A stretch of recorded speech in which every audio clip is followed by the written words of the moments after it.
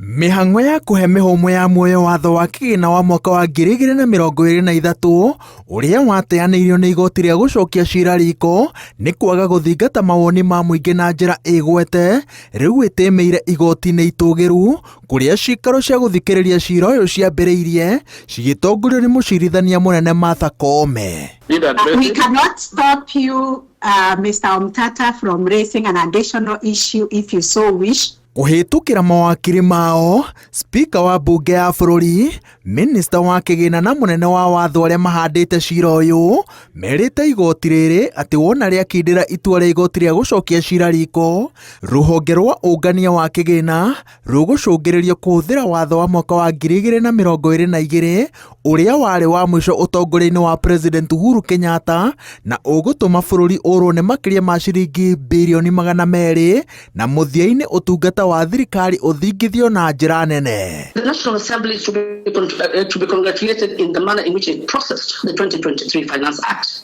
because it took time, it made the facilities available for public hearings, and 800 people appeared.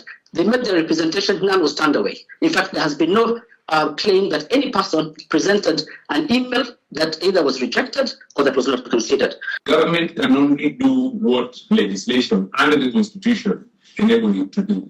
In the absence of legislation, government is then unable to provide services to its citizens. We have found our way to the apex court of our republic. It is our very humble view that this issue ought to be resolved with finality. Because despite the enactment of the Affordable Housing Act, the underlying legal issue remains significant because finance law will continue to be enacted into the future.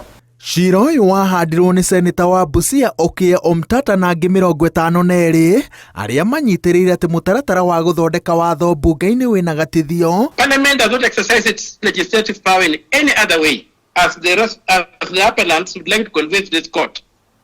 Example by saying that there was some document containing estimates of revenue. Mũthenya wa mũico wa gũthikĩrĩria ciira ũyũ nĩ Jumatano ĩno nĩguo acirithania maikĩrie gũthiĩ gũthugunda itua rĩao rĩrĩa rĩrĩ na ũhoti wa gũcenjia mũthondekere wa mawatho bũrũri-inĩ.